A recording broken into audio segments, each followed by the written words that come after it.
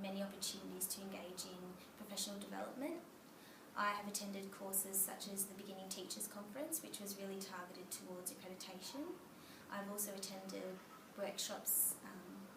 in regards to behaviour management, such as Bill Rogers and Sue Larkey, which have really assisted me in the classroom with new strategies that I can implement. I've attended maths conferences at the University of Wollongong, and I've also been involved in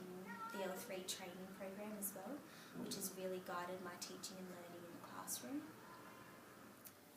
From the beginning of my teaching career at Kirraville, I was given fantastic mentoring opportunities, and it really has shaped who I am as a teacher and how I teach. The fact that I was given time to sit down with a mentor and also time for a mentor to come into my classroom and watch what I was doing meant that any sort of bad practices didn't become habitual, and I was shown the right way to do things, a better way to do things, a smarter way to do things, ways to make sure that my curriculum was differentiated and that all of my students' needs were being met. I also was taught how to ensure that my students are engaged and that they are always excited about what they are learning, that there is quality teaching happening in the classroom and a deep understanding of knowledge is being fostered. It's all a result of having those observations where my supervisor and mentor was coming in and watching how I was teaching and giving me that valuable feedback. It is something that has led to me having specific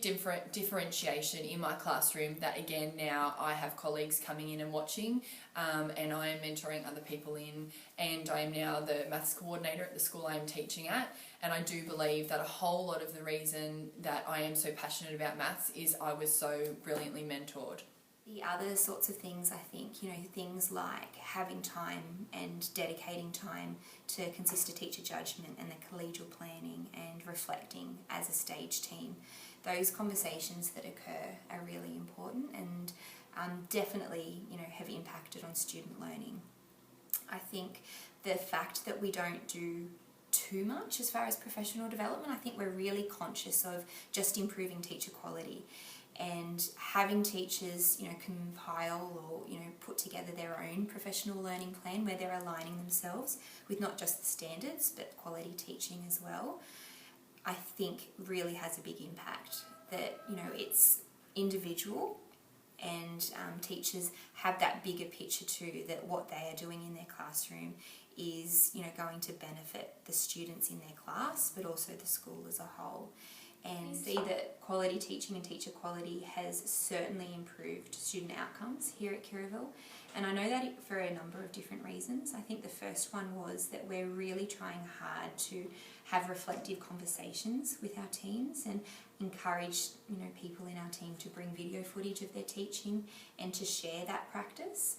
where we can look at different situations that are occurring in classrooms and as a team reflect on that. So that's one way that I know as a supervisor that student outcomes are being met. Data is obviously another big one, looking at our plan data, at our L3 data, and seeing and ensuring that students are growing